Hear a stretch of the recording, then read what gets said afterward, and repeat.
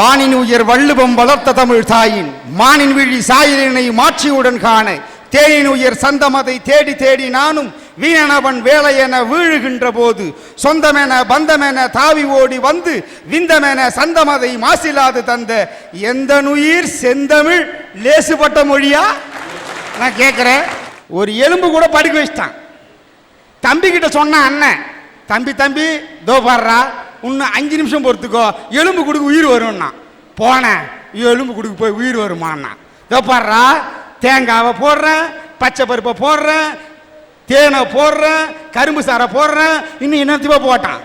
என்னன்னா என்னென்னமோ போடுற, இதுக்கு பேரு என்னான்னு கேட்டான். அதுக்கு அண்ணன் சொன்னா, இதுக்கெல்லாம் பேரு தமிழா, தமிழ்ங்கிற மொழியை அந்த எலும்பு மேல தரவனா அந்த எலும்புக்கும் உயிர் வரும்னு சொன்னானே பாவேந்தன்.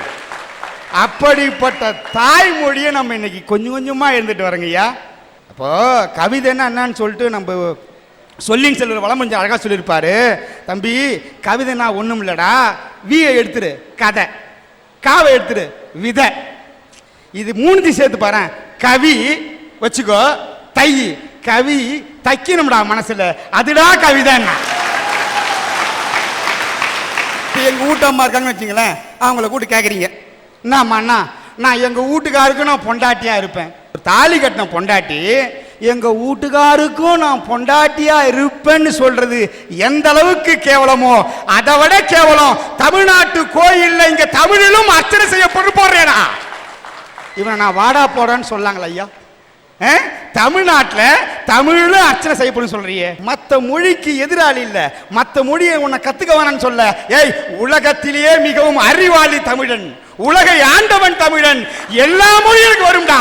நான் தமிழன், முடியாதுடா உன்னால, தமிழை மட்டும் தான் முடியும்.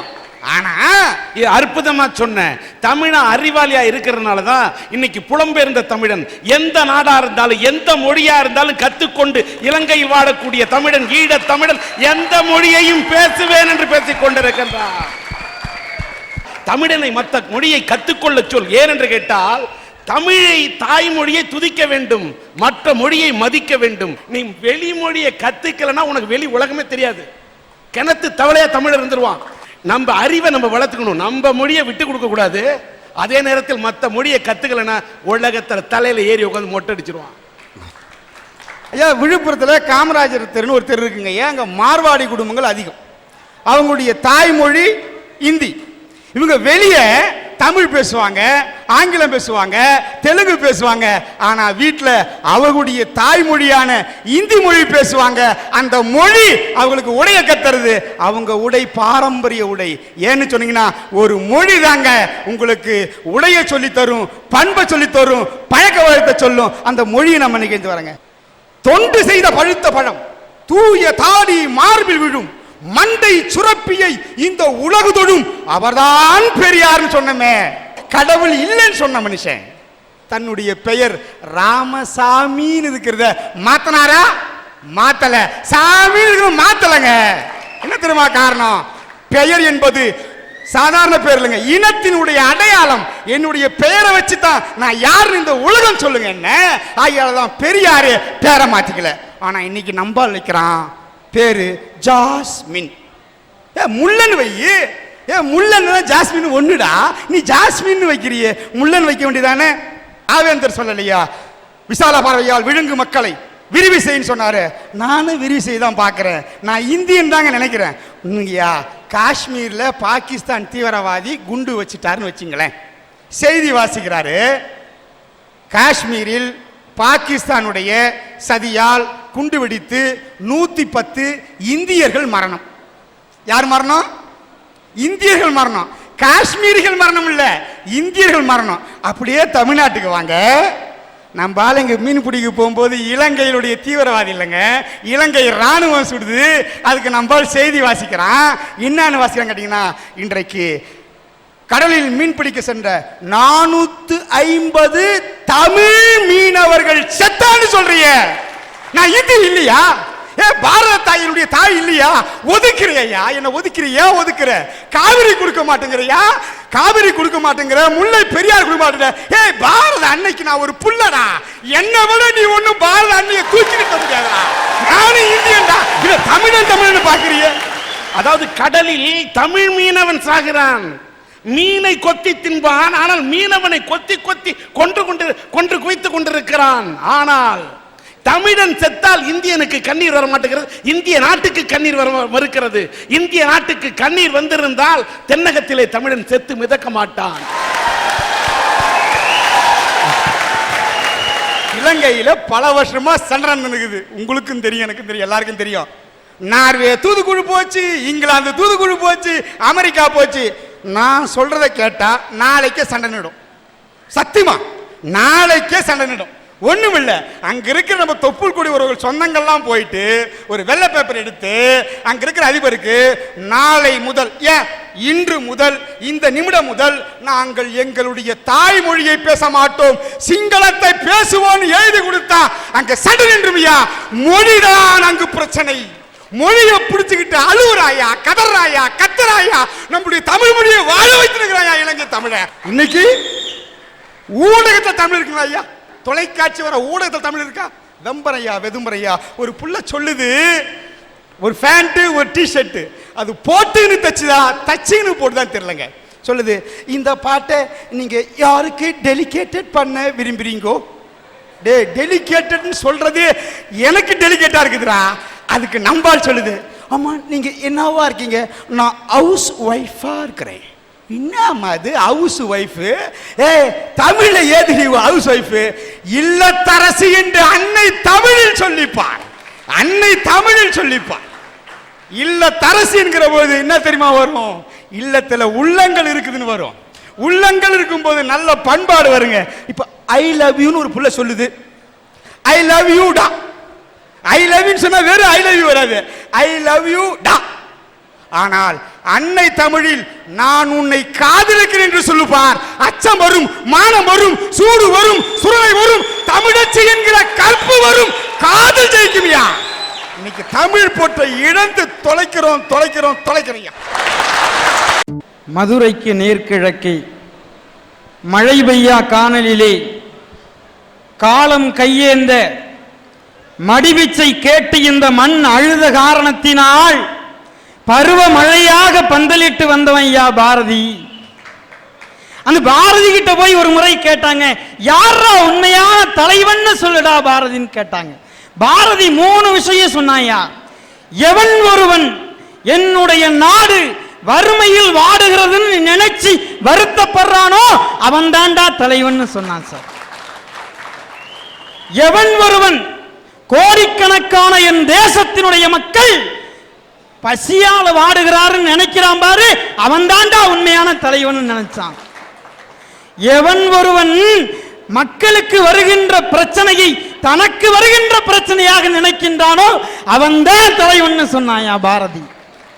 நானும் தேடி பார்க்கிறேன், ஒரு சில நல்ல தலைவர்களுக்கு இருக்கிறாங்க, பல பேர் யாருன்னே கண்டுபிடிக்க முடியல. ஐயா ஒரே ஒரு சம்பவம் சொல்றேன்யா. தஞ்சாவூருக்கு பக்கத்தில் அரியலூர்னு ஒரு ஊர் இருக்கு. அந்த அரியலூர்ல ஒரு முறை ரயில் விபத்து ஏற்பட்டுச்சு. அந்த ரயில் விபத்து ஏற்படும் போது யார் ரயில்வே மினிஸ்டரா இருந்தான் கேட்டா லால் பகதூர் சாஸ்திரி. அந்த அரியலூருக்கு லால் பகதூர் சாஸ்திரி வர்றார். பிஏவை கூப்பிட்டு கேட்கிறார், எத்தனை பேருப்பா விபத்துல இறந்துட்டாங்கன்னு. பிஏ ஓடி வந்து சொல்றாருயா, ஐயா 112 பேர் இறந்து போயிட்டாங்க. உடனே லால் பகதூர் சாஸ்திரி சொன்னாரியா, இந்தியாவினுடைய ரயில்வே துறை அமைச்சராக இருக்கின்ற நான் என்னுடைய கடமை என்னன்னா இந்தியாவில் இருக்கின்ற எல்லா இரும்பு பாதைகளையும் கண்காணிக்க வேண்டிய கடமை என்னுடையதுன்னார். அதை நான் செய்யாம தவறிட்டேன். நான் சரியா இருந்தேன்னு சொன்னா எனக்கு கீழே இருக்கிற அதிகாரிகள் சரியா இருந்திருப்பாங்க, கீழே இருக்கிற அதிகாரிகள் சரியா இருந்தாங்கன்னு சொன்னா அடிமட்ட ஊழியர்கள் சரியா இருந்திருப்பாங்க, அடிமட்ட ஊழியர்கள் சரியா இருந்தாங்கன்னு சொன்னா ரயில் விபத்து ஏற்பட்டிருக்காது.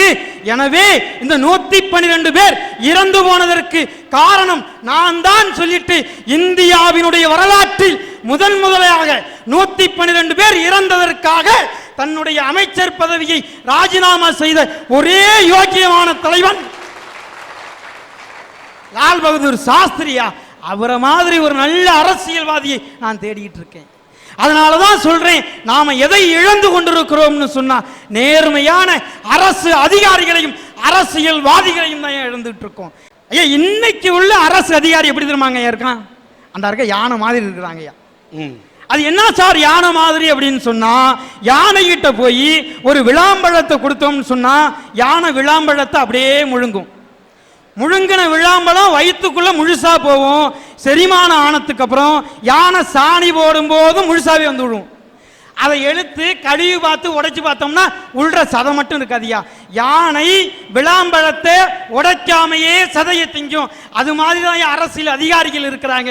என்ன பண்றாங்கன்னா, ஒரு நல்ல திட்டம் விளாம்பழம் மாதிரி வருது, அதை எதுவுமே பண்ணாம உள்ளது மட்டும் உறிஞ்சி எடுத்துக்கிறாங்க. ஏன் நம்ம அரசியல்வாதி உள்நாட்டிலே இங்க 1000 பிரச்சனை இருக்கு. காஷ்மீர்ல குண்டு வெடிக்குதுங்கிறாங்க, கன்னியாகுமரி வரைக்கும் பிரச்சனை. ஏன் விழுப்புரத்திலே குண்டு வச்சு ரயில்வே தண்டாவட்டத்தை உடைச்சு விட்டானோ. இவ்வளவு பிரச்சனை இந்தியாவில் இருக்கு.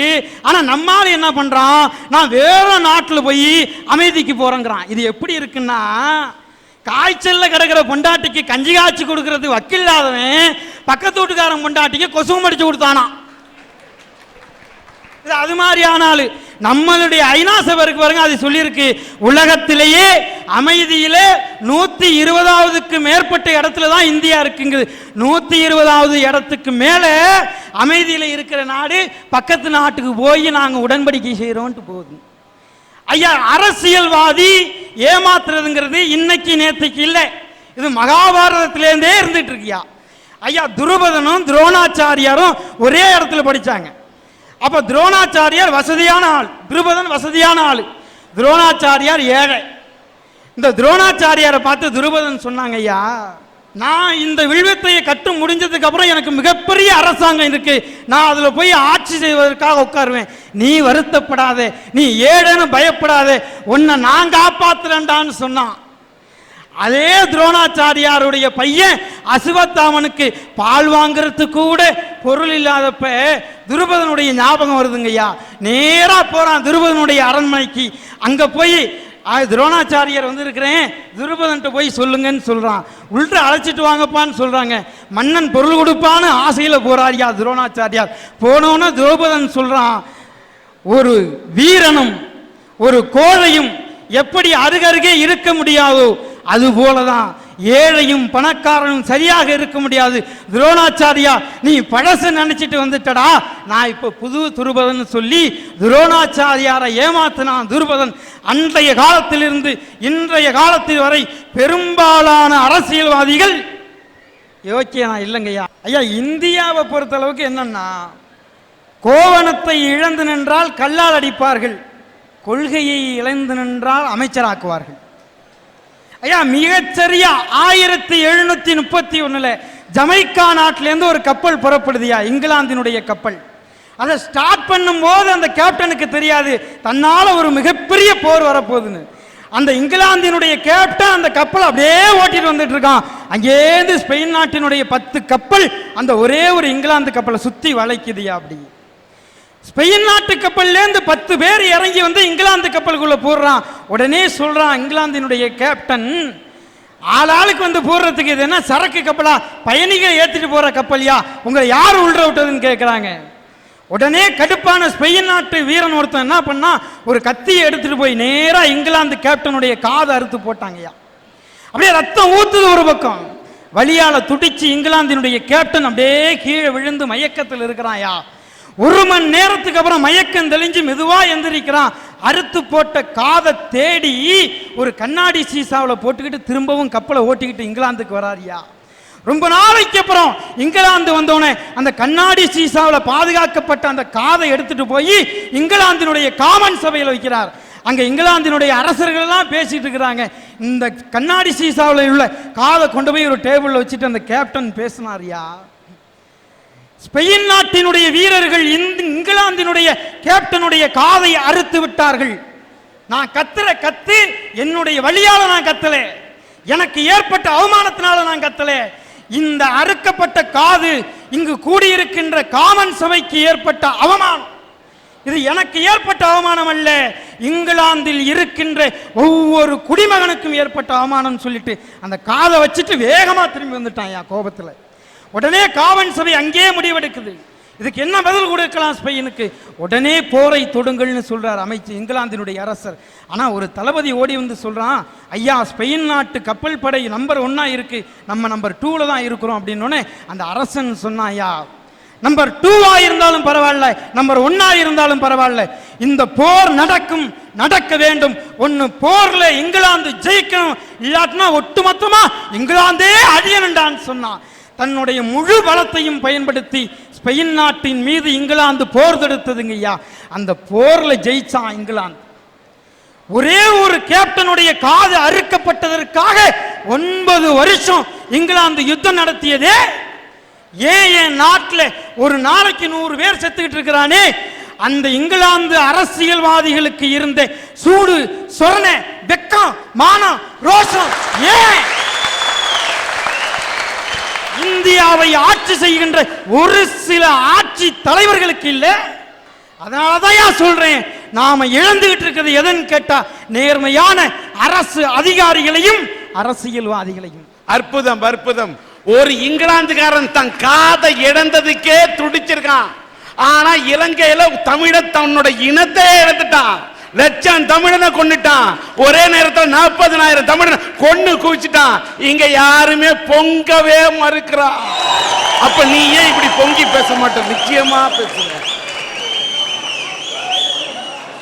வாழ்க்கையில கடவுள் கொடுத்த வரப்பிரசாதத்துல மிக முக்கியமானது மனுஷனுக்கு சிரிப்பு. வாய் விட்டு சிரிச்சா நோய் விட்டு போன்னுவாங்க. இப்ப எங்க சிரிக்கணும் நம்ம? இன்னைக்கு குடும்பத்துல பாத்தீங்கன்னா கணவன் மனைவிக்கு உள்ள உறவு, பிள்ளைக்கும் அப்பாவுக்கும் உள்ள உறவு, மாணவனுக்கும் ஆசிரியருக்கும் உள்ள உறவு, மக்களுக்கும் அரசியல்வாதிக்கும் உள்ள உறவு, எங்கேயாவது மகிழ்ச்சியா இருக்கா, சந்தோஷமா இருக்கா? நீங்களே யோசனை பண்ணி பாருங்க.